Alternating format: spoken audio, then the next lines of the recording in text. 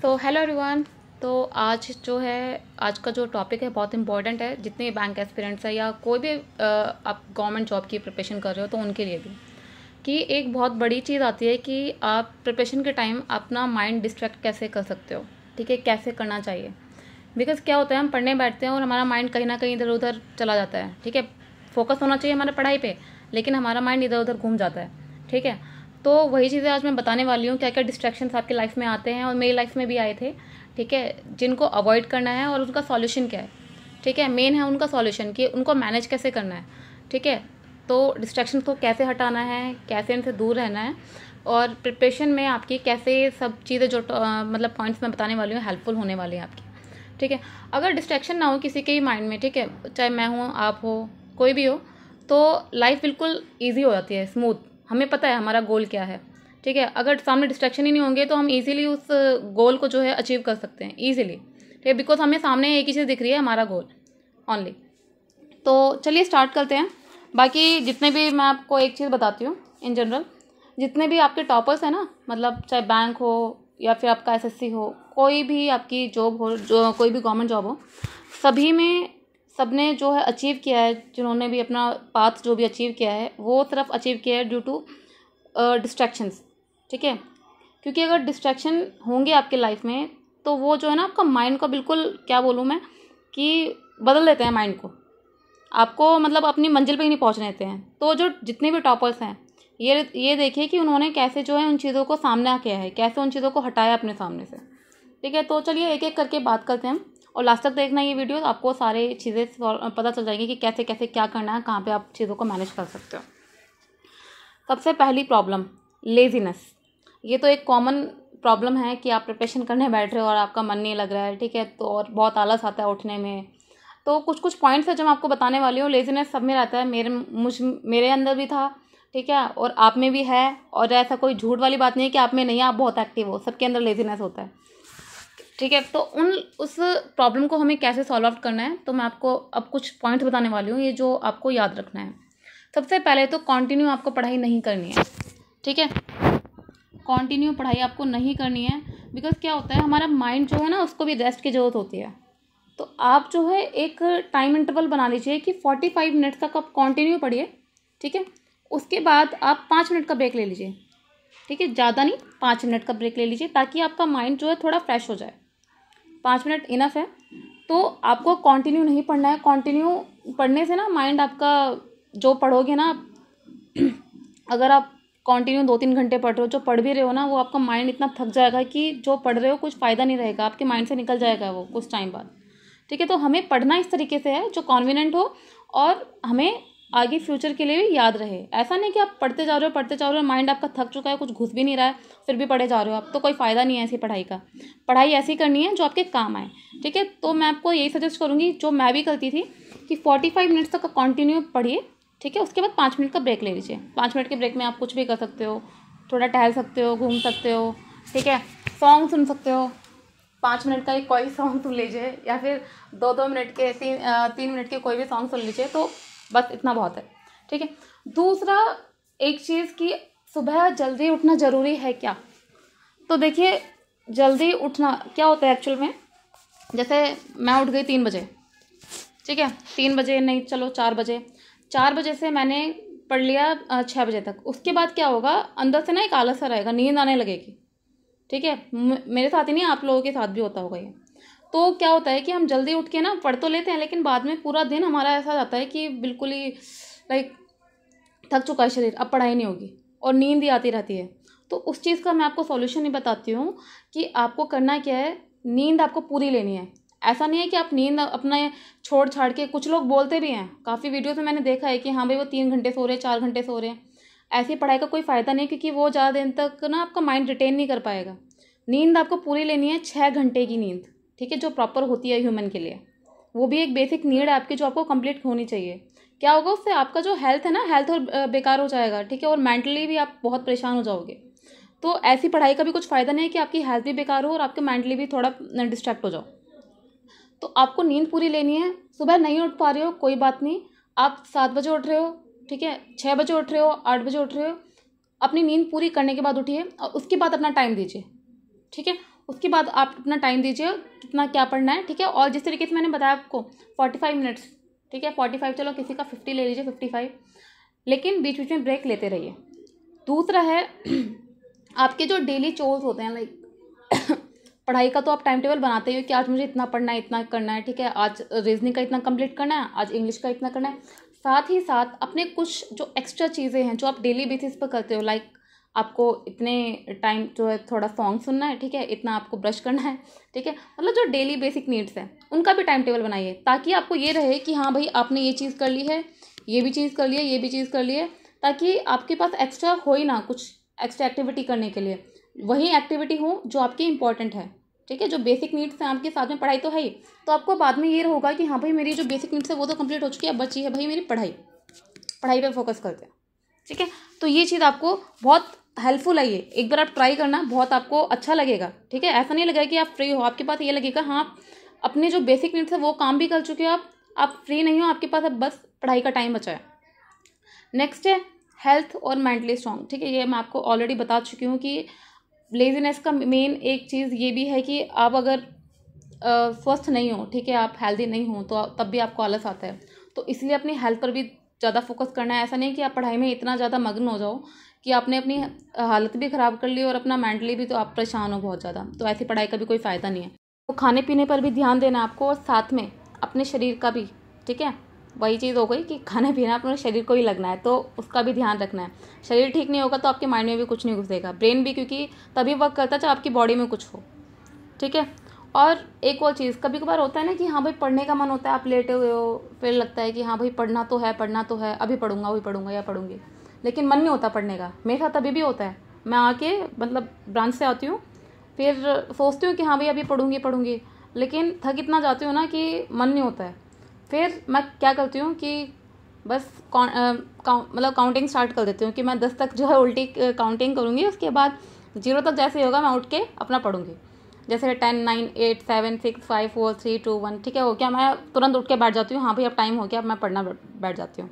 तो आप लोगों को भी मैं ये सजेस्ट करती हूँ, अगर आपका पढ़ने का मन नहीं कर रहा है, ठीक है, पढ़ना चाहते हो लेकिन पढ़ने का मन नहीं कर रहा है, तो आप ये ट्राई करना कि एक बार उल्टी या जैसे भी आपको ठीक लगे अपनी काउंटिंग स्टार्ट कर देना, 1, 2, 3, 4, 5, 6, जैसे ही आपका 10 हो, माइंड एकदम रखना कि हाँ भाई ये 10 हो गया, अब मुझे जो उठ के पढ़ाई करनी है, ठीक है। नेक्स्ट है आपका addiction of movies and TV shows. देखिए सभी को कोई ना कोई एडिक्शन होता है, ठीक है, मूवीज़ का, या किसी को वेब सीरीज़ का बड़ा शौक होता है, टीवी शोज़ का बड़ा क्रेज़ होता है। तो आप लोगों को सिर्फ एक चीज़ माइंड में रखनी है कि आपको चाहिए जॉब, ठीक है। अगर आपका माइंडसेट यही रहेगा तो इधर मूवीज़ वगैरह के ऊपर आपका ध्यान नहीं जाएगा। हाँ, ऑल्दो आपका होता है, जैसे किसी को क्रिकेट बहुत पसंद है, ठीक है, और जैसे कोई मूवीज़ आने वाली होती है, लगता है कि हाँ भाई ये मूवी देखनी है, लेकिन वहीं पे उसी दौरान अपने माइंड में ये चीज़ भी लेके आओ कि आपका एग्ज़ाम भी आ रहा है। मूवी तो वो बाद में देख ली जाएगी, ठीक है, या फिर कोई टेलीविज़न शो है वो भी बाद में आप देख सकते हो, लेकिन एग्ज़ाम जाने के बाद आपका पूरा साल बर्बाद हो जाएगा, ठीक है। मूवी का क्या है, कल रिलीज़ हो रही है तो नेक्स्ट डे, उससे अगले दिन मिल जाएगी वो आपको देखने के लिए कहीं ना कहीं, ठीक है, लेकिन आपका एग्ज़ाम ऐसी चीज़ है साल में एक बार आता है, ठीक है, मतलब एग्ज़ाम्स तो बहुत सारे आते हैं लेकिन एक एग्ज़ाम साल में एक बार ही आता है। जैसे आपका IBPS PO हो गया, वो साल में एक बार आता है, इस तरीके से बता रही हूँ मैं। तो एग्ज़ाम आपका एक बार आता है साल में, अगर वो निकल गया आपका हाथ से तो आपको पूरा साल बैठना पड़ेगा, ठीक है। तो ये चीज़ अपने माइंड में ये चीज़ सेट करो, ठीक है, ये सोच लेके आओ अपने माइंड में कि हाँ भाई मेरे पास टाइम कम है, मुझे ज़्यादा से ज़्यादा फोकस अपनी पढ़ाई पर देना है। वो चीज़ हम देख सकते हैं बाद में, लेकिन एग्ज़ाम जो है बार बार कौन देना चाहता है, कोई देना नहीं चाहता इतना एग्ज़ाम। तो एक बार अपनी अच्छे से प्रिपरेशन करो, जॉब लो अपना आराम से, उसके बाद देखना मौज से मूवीज़, क्या पूरा दिन आप देखना फिर ठीक है, खैर पूरा टाइम आपके पास नहीं होगा तब तो आपको जॉब भी करनी होगी, ठीक है। तो एडिक्शन जो भी है उसको साइड करो और माइंड में ये लेके आओ कि हाँ भाई आपके पास टाइम कम है, एग्ज़ाम निकालना है, ठीक है। नेक्स्ट टॉपिक है आपका रिलेशनशिप। सबसे ज़्यादा डाइवर्ट होते हैं लोग इससे, ठीक है। देखिए रिलेशनशिप चाहे बॉय गर्ल का हो या फिर कोई दोस्ती हो, फ्रेंडशिप हो, ठीक है, सभी सारी चीज़ें लेकर चल रही हूँ मैं चीज़। आपको बिल्कुल माइंड में ये चीज़ रखनी है, ठीक है, कि आपको नहीं पढ़ना इन सब में, क्योंकि अगर आप एक बार पढ़ गए ना तो एडिक्शन लग जाती है, डेली बात करना, ये करना, वो करना, लाना फलाना, ठीक है। तो आपको माइंड में यही रखना है जो मैंने आपको ऊपर पॉइंट बताया है कि आपको जॉब लेनी है, उसके बाद देखेंगे बाद में, ठीक है। और जो लोग है ऑलरेडी रिलेशनशिप में, तो देखिए अगर साथ वाला इंसान आपका ठीक है तो उसको वो आपको पॉजिटिव वाइब्स ही देगा, ठीक है, पॉजिटिव चीज़ें ही बोलेगा, हाँ भाई अपनी प्रिपरेशन करो उसके बाद देखेंगे। लेकिन जिसको ये लगी पड़ी है कि हाँ भाई घूमने चलते हैं, ठीक है, यहाँ चलते हैं वहाँ चलते हैं, तो वो आपका फ्यूचर बर्बाद कर रहा है, बर्बाद कर रही है, और कुछ नहीं है। क्योंकि एक पल ऐसा होगा कि वो सामने वाला बंदा आपसे आगे निकल जाएगा, ठीक है, और आप पीछे के पीछे रह जाओगे, आप इस एन्जॉयमेंट के चक्कर में रह जाओगे, ठीक है। तो ये चीज़ नहीं करनी है आपको, बस जॉब पे फोकस रखना है, इन चीज़ों पे नहीं रखना है, क्योंकि ये चीज़ें बाद में आ सकती हैं। लेकिन आपकी जॉब वाली लाइफ है, जो आपकी प्रिपरेशन का टाइम है वो अभी है, ठीक है। रिलेशनशिप का टाइप हाँ भाई होता है कि 21 साल की उम्र में हाँ भाई लगता है कि हाँ भाई होना चाहिए होना, लेकिन यही टाइम आपका लाइफ सेट करने का होता है। अभी वो टाइम है जहाँ पे आपको सबसे ज़्यादा फोकस आपकी पढ़ाई पे होना चाहिए, ना कि इन चीज़ों पर। ये चीज़ें तो बाद में आती रहती हैं, शादी भी करनी है सबको, ठीक है, तो सब चीज़ें बाद में सेटल हो जाती हैं। अगर आपके पास अच्छी जॉब है, अच्छे दोस्त भी होंगे आपके पास, ठीक है, लोग आएंगे आपके पास अगर जॉब होगी तो आपके पास, ठीक है। तो ये था। नेक्स्ट है आपका सोशल साइट्स। बहुत ज़्यादा एडिक्शन होती है लोगों को, फेसबुक, इंस्टाग्राम, ठीक है, टेलीग्राम, और ये आपका क्या होता है ट्विटर, ठीक है। और तो ये सारी चीज़ का बड़ा वो होता है कि इंस्टाग्राम उठाया, रील्स को स्क्रॉल डाउन करे जा रहे हैं, करे जा रहे हैं, करे जा रहे हैं, यही नहीं दिख रहा कि टाइम कहाँ है, 1 घंटे से लेकर 4 घंटे तक पहुँच गए और आप कंटिन्यू स्क्रॉल करे जा रहे हैं। तो सोशल साइट्स को साइड में रख के, ये नहीं कह रही आप बिल्कुल बंद कर दीजिए, यूट्यूब चलाइए आप, ठीक है, इंस्टाग्राम भी चलाइए, लेकिन टॉपिक या चीज़ें वही देखिए जो आपके एग्जाम से रिलेटेड हो, ठीक है। यूट्यूब पर आपको वो चैनल सब्सक्राइब करने चाहिए जो आपकी स्टडी में रिलेटेड हो, ठीक है। कोई भी आपका जीके वाला चैनल हो जहाँ पे आपको जीके पढ़ाई जा रही हो, ठीक है, जीएस पढ़ाई जा रही हो, या क्वांट का कोई भी चैनल, ठीक है। बहुत सारे स्टडी चैनल्स हैं, आप उनको जो है सब्सक्राइब कीजिए, वो देखिए आप, ठीक है। अगर आप एक्सप्लोर कर भी रहे हैं तो कम से कम आपके सामने वो चीज़ें आएँ जो आपके फ़ायदेमंद हैं, आपका माइंड डाइवर्ट ना करें। क्योंकि क्या होगा कि आप जो है कुछ भी देखे जा रहे हो, ठीक है, यूट्यूब पर, इंस्टाग्राम पर, तो आपका माइंड डाइवर्ट होगा वहाँ पर, ऑब्वियसली होगा, ठीक है। आपको लगेगा कि हाँ चलो थोड़ा और देख लेते हैं। लेकिन अगर आप अपने एग्जाम रिलेटेड कुछ भी टॉपिक, चाहे इंस्टाग्राम हो चाहे या फिर आपका यूट्यूब हो, वो देखते हो तो आपका माइंड डाइवर्ट नहीं होगा, बल्कि थोड़ा इंटरटेनमेंट भी हो जाएगा आपका कि हाँ आपको कुछ नई नई चीज़ें भी पता चलेंगी, ठीक है। तो इस तरीके से आपको माइंड जो एडजस्ट करना पड़ेगा, मैनेज करना पड़ेगा, अपने आप से नहीं होंगी ये चीज़ें, आपको मैनेज करना पड़ेगा, ठीक है। और जब आपका एक बार मतलब आदत पड़ गई ना, तो ये चीज़ें अपने आप, जो डिस्ट्रैक्शंस वाली चीज़ें जो मैं आपको बता रही हूँ, सारी साइड में हो जाएंगे। ये प्रैक्टिकली बता रही हूँ मैं, जो मैंने फॉलो किया था और बाकी जितने भी लोग हैं जिन्होंने भी एग्जाम क्लियर किया है, सबने फॉलो किया है। तो ये चीज़ करोगे तभी हो पाएगा, नहीं तो आप डिस्ट्रैक्शन में ही आपकी सारी लाइफ निकल जाएगी, वहीं पे आप रह जाओगे फिर, ठीक है। नेक्स्ट है आपका ओवर थिंकिंग। सबसे बड़ी चीज़ जो सभी कैंडिडेट्स के अंदर आते हैं, जितने भी एस्पिरेंट्स हैं गवर्नमेंट जॉब एग्जाम्स के लिए, तो वो अभी भी मेरे अंदर अभी भी आती है, ठीक है, मतलब लाइफ को लेके या जैसे भी। तो एग्ज़ाम से रिलेटेड बहुत ज़्यादा ओवर थिंकिंग करते हैं कि मेरा एग्ज़ाम नहीं निकला तो क्या होगा, ठीक है, इतनी कम सीट है, इतनी कम वैकेंसीज़ हैं। मैं आपको अपना बताती हूँ कि मैंने जब एग्ज़ाम दिया था ना, तो जिस टाइम मैंने दिया था उस टाइम वैकेंसीज बहुत ज़्यादा थी। तो उस टाइम ये था कि हाँ भाई इस बार मेरा निकल जाएगा अच्छे से तो अच्छा रहेगा, क्योंकि वैकेंसीज मतलब क्या था, पास्ट में भी बहुत कम आ रही, तो उस मेरे टाइम पर ही काफ़ी ज़्यादा वैकेंसीज थी। तो उम्मीद थी कि इस बार निकल जाएगा तो हो जाएगा, नहीं तो नेक्स्ट टाइम से फिर नहीं हो पाएगा, क्योंकि वैकेंसीज क्या पता नेक्स्ट ईयर कम आए, और ठीक है, क्योंकि ज़्यादा का भरोसा नहीं था, क्योंकि पहली बार ऐसा होता है कि वैकेंसी काफ़ी अच्छी खासी थी। लेकिन मेरा नहीं हुआ उस साल, और मैं बिल्कुल मतलब टूट गई थी कि हाँ भाई इस बार नहीं हुआ, इतनी ज़्यादा वैकेंसीज में तो कम में मेरा कैसे हो पाएगा। नेक्स्ट ईयर मैंने वो दोबारा एग्ज़ाम दिया, एंड उस टाइम वैकेंसीज हाफ थी उससे, और मतलब उम्मीद तो थी नहीं कि मेरा पिछली बार नहीं हो पाया तो इस बार कहाँ से होगा, कि पिछली बार तो इतनी ज़्यादा वैकेंसीज थी। लेकिन मेरा इस बार अच्छे मार्क्स से मेरा जो है एग्ज़ाम क्लियर हुआ। तो आपको यही बताना चाहती हूँ कि वैकेंसीज पर ध्यान मत दीजिए, जो कि मैंने भी किया था, लेकिन मेरा एग्ज़ाम हो गया क्लियर, क्योंकि मैंने अपना पढ़ाई पे बहुत अच्छे से फोकस किया था, ठीक है। और एक अनरियलिस्टिक वर्ल्ड में मत जिए कि मैं बहुत पीछे हूँ उन लोगों से, वो लोग बहुत आगे निकल रहे हैं।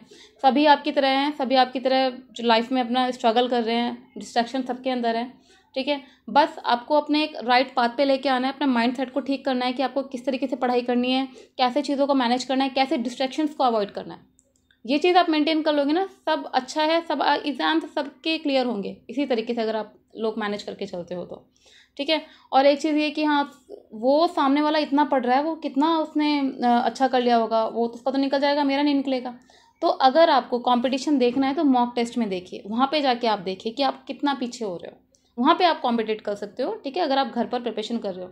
क्योंकि कंपटीशन, मेन कंपटीशन आपका एग्जाम हॉल में होगा, तो उसको वहाँ तक पहुँचने के लिए अपने आप को पहले घर पर प्रिपेयर कीजिए, ठीक है। मॉक टेस्ट दीजिए, उसमें देखिए आप कहाँ पर स्टैंड कर रहे हो बाकी लोगों के सामने। तो ये जो मैंने आपको पॉइंट्स बताए बहुत इंपॉर्टेंट है, और सबकी लाइफ में ये डिस्ट्रैक्शंस बने हुए हैं, सभी की लाइफ में, ठीक है। कोई टॉपर हो, चाहे एवरेज लेवल हो, चाहे कोई भी हो, सबके लाइफ में ये डिस्ट्रैक्शंस है। अब वही एग्ज़ाम क्लियर कर पाता है इंसान जो इन डिस्ट्रैक्शंस को जो है अवॉइड करता है, और जो इन डिस्ट्रैक्शंस में ही बीच में पड़ा रहता है उसका नहीं हो पाता। ये मैं आपको रियलिटी बता रही हूँ।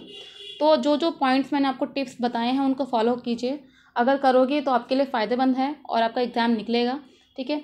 बाकी आपको कुछ भी बैंकिंग रिलेटेड या फिर कुछ भी आपको डाउट हो तो आप क्वेश्चन पूछ सकते हैं, ठीक है। साथ में मेरा टेलीग्राम चैनल है, आप वहाँ पर भी ज्वाइन कर सकते हैं और कुछ भी क्वेरी हो तो पूछ सकते हैं। और मैंने जो है एक बैंकिंग एग्ज़ाम स्ट्रैटेजी जो है 2024 के लिए मैंने प्लेलिस्ट बना रखी है, वहाँ पे आप जो है स्ट्रैटेजी देख सकते हैं किसी भी एग्ज़ाम की, जो मैंने फॉलो की थी, जिसकी वजह से मेरे एग्ज़ाम जो भी थे, जितने भी निकाले मैंने, सारे क्लियर हुए थे। तो आज के लिए इतना ही। All the best for your preparation, जितने भी जो भी आपके एग्ज़ाम आए हैं उनके लिए। Thank you.